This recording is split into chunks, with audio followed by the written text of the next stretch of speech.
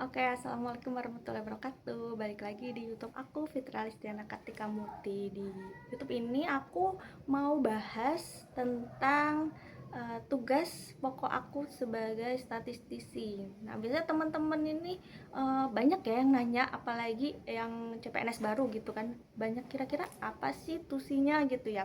Sebenarnya waktu itu aku juga bingung ya, karena waktu itu aku pilih yang spesifik jurusan matematika ada di formasi statistisi.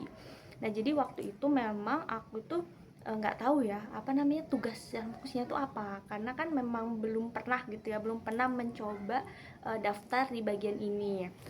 Kemarin pas masuk juga itu aku tuh kayak trial and error gitu loh, jadi nggak ada yang ngasih tahu secara pasti tugasmu tuh apa sih gitu loh, nggak ada yang ngasih tahu gitu. Jadi mengulik sendiri lah, lebih banyak mengulik sendiri. Sebelum itu aku benerin dulu jilbabku ini, nggak miring kayaknya. Ini udah lama banget jilbab ini, awet banget, aku suka banget. Ini pasmina dari zaman kuliah kayaknya, zaman kuliah sampai sekarang masih awet dan enak banget dibentuk, jadi nggak pernah ganti, awet banget nih. Oke, lanjut. Jadi kemarin itu aku masuk di 2024 ya, di bulan Agustus. Jadi sebenarnya kan aku di lembaga pendidikan dan pelatihan milik Kementerian Agama. Jadi statistisi itu biasanya kan identik dengan BPS ya, Badan Pusat Statistik, dan melakukan tugas-tugas seperti survei, sensus. Nah, kemudian dulu aku pernah juga magang di BPS. Jadi kurang lebih di pikiran tuh seperti itu, ada sensus, ada survei, tapi kok lembaga pelatihan gimana ya korelasinya. Jadi kan aku belum paham gitu ya. Terus nanya juga sama senior aku yang ada di sana. Kemudian beliau ngasih contohnya nih. Oh, contohnya tuh seperti ini gitu, hasil data mentah, hasil survei. Ternyata setiap selesai pelatihan itu ada survei. Nah, salah satu surveinya yaitu indeks kepuasan peserta.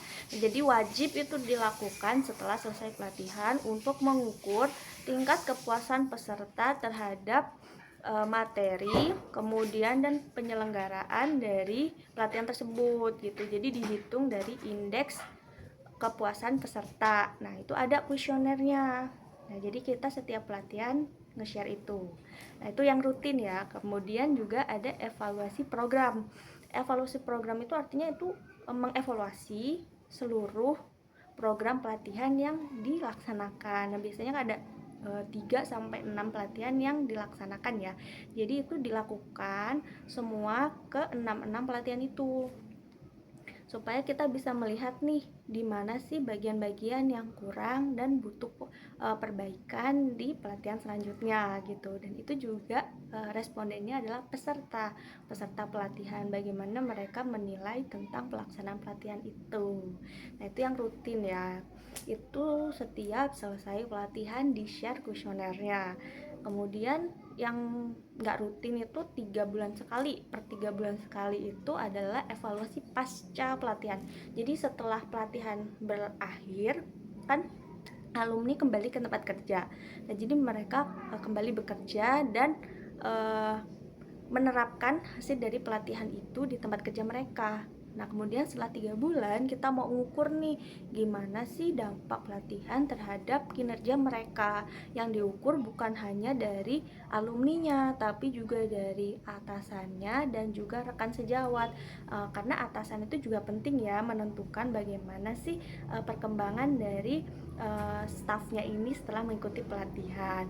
Kemudian rekan sejawat, kenapa rekan sejawat juga ikut di survei, karena rekan sejawat ini juga salah satu orang yang dilakukan diseminasi hasil pelatihan itu. Contohnya nih, misalnya aku habis ikut pelatihan nih, penyuluh keagamaan. Kemudian teman aku nggak ikut karena kan kuotanya terbatas ya. Jadi setelah selesai pelatihan aku melakukan diseminasi hasil pelatihan kepada teman aku. Oh, yang dipelajarin itu kayak gini loh cara-caranya. Ternyata teknik-tekniknya ada yang baru nih, caranya bisa menggunakan AI seperti membuat buku panduan, kemudian membuat pamflet dan lain sebagainya. Nah, biasanya itu semua hasil dari pelatihan itu itu di-share ke teman-teman rekan sejawatnya. Jadi rekan sejawat juga menentukan bagaimana sih efek atau dampak pelatihan kepada si alumni gitu. Itu yang per 3 bulan sekali. Tapi kalau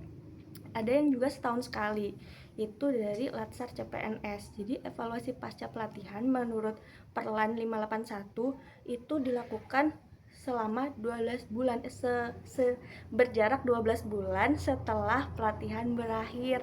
Jadi jaraknya itu 1 tahun. Yang menilai itu adalah atasan dan juga alumni. Bagaimana dampak pelatihan Latsar terhadap kinerja mereka di tempat kerja, dan aktualisasi mereka, laporan aktualisasi itu apakah masih berjalan atau tidak, dan jika tidak apakah ada kendala seperti kendala dari pekerjaan yang sudah misalnya ganti jabatan gitu, apakah dia sudah tidak bisa melakukan itu karena perpindahan jabatan atau dia pindah satker. Nah, bisa jadi karena hal itu gitu. Jadi kita mau analisis lagi evaluasi pasca pelatihan itu bagaimana sih dampak kepada alumni. Dan biasa juga ada monitoring, dan monitoring ini dilakukan untuk melihat bagaimana progres. Biasanya progres sebelum evaluasi pasca itu ada monitoring dulu. Jadi monitoring, kita berkunjung ke tempat kerja mereka, kita melihat bagaimana sih alumni Latsar ini, gimana sih mereka di tempat kerjanya, apakah bisa melakukan tugas dan fungsinya dengan baik, apakah aktualisasinya masih berjalan, seperti itu. Biasanya ada monitoring juga, dan itu biasanya ada kuesionernya. Jadi selama proses untuk sampai ke evaluasi pasca itu ada proses monitoring gitu. Kemudian itu yang rutin ya. Yang nggak rutin itu biasanya aku tuh bikin katalog diseminasi. Jadi misalnya ada pegawai yang minta data dari aku gitu. Nah, biasanya kan kita ngetim ya kalau bikin SKP itu dalam satu tim, misalnya untuk nilai kepuasan peserta. Nah, ada beberapa tim. Nah, jadi mereka misalnya ada minta data dari aku, dan itu aku catat gitu, tanggal berapa, siapa yang minta, dan untuk apa gitu, keperluannya untuk apa. Nah, jadi itu katalog diseminasi itu biasanya aku rilis setiap tribulan. Nah, jadi aku upload di SKP aku, jadi supaya atasan tahu bahwa siapa aja sih yang sudah minta data dari staff saya sebagian statistisi. Nah, data itu tersebar kemana aja, jadi ada recordnya gitu loh. Nah, itu yang nggak rutin. Kemudian biasanya sih aku juga sering bikin pamflet gitu ya, kalau misalnya habis indeks kepuasannya rilis gitu. Biasanya setahun sekali itu kan rilis gitu ya, indeks kepuasan peserta pelatihan dari awal tahun sampai akhir tahun. Biasanya aku bikin pamflet gitu. Jadi untuk menyebarkan informasi atau diseminasi informasi kepada para audiens atau para followers Instagram instansi, supaya mereka tahu bahwa indeks kepuasan pesertanya sekian loh di tahun ini, dan ini meningkat misalnya dari tahun sebelumnya gitu.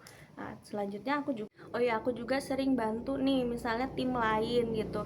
Misalnya kan ada tim ZI ya, zona integritas. Nah, biasanya mereka itu juga ada survei SPAK dan SPKP. Jadi biasanya survei mereka itu dilaksanakan setelah pelatihan juga. Nah, jadi kalau misalnya ada mengolah data gitu, mereka minta tolong sama aku, minta olahin dan bikinin laporannya gitu. Biasanya mereka udah ada template laporannya, dan aku tinggal ngikutin aja gitu. Dan itu biasanya dilakukan setelah biasanya per 6 bulan sekali. Setiap 6 bulan sekali selesai semester 1 mereka sebar kuesioner kepada alumni. Itu untuk bagian dari tim ZI. Biasanya suka bantu itu juga. Nah, kadang kalau misalnya nggak tergantung di statistisi aja ya, jadi kalau misalnya kondisional juga, misalnya kayak Latsar kemarin itu ada evaluasi program pelatihan. Nah, itu dilaksanakan di semua angkatan, jadi yang kebagian bikin kuesionernya itu siapa ya, bagian statistisi. Jadi statistisi yang bikin kuesionernya berdasarkan panduan dari Perlan 581, jadi tinggal ngikutin aja. Kemudian ada juga seperti kuesioner untuk nilai Widya Iswara. Biasanya pengampu materi selama Latsar itu dinilai juga sama peserta. Jadi peserta bukan hanya menilai penyelenggara tapi juga pengajar. Jadi setiap pengajar itu by name satu-satu. Jadi setiap angkatan itu dibuatin kuesionernya, jadi mereka share ke peserta, dan yang ngolah siapa? Yang ngolah juga bagian statistisi. Dan biasanya bagian statistisi itu bertanggung jawab untuk mendiseminasikan informasi kepada rekan-rekan tim yang lain supaya mereka juga bisa ngerjakan sendiri dalam bentuk laporan. Nah, juga biasanya ada ketika monitoring itu terakhir itu biasanya ada di akhir tahun evaluasi pasca pelatihan dan analisis kebutuhan pelatihan. Jadi tadi evaluasi pasca pelatihan udah aku jelasin ya di awal. Nah, sekarang analisis kebutuhan pelatihan biasanya untuk tahun mendatang. Sekarang kan 2026. Dan biasanya di akhir tahun 2026 menjelang awal 2027 kita sudah melakukan survei kepada wilayah satuan kerja di bawah wilayah kerja kami, analisis kebutuhan apa sih yang mereka butuhkan di tahun mendatang. Jadi kalau misalnya bisa aja terjadi pergeseran kayak seperti kemarin itu, yang rame di 2024 itu adalah implementasi kurikulum merdeka.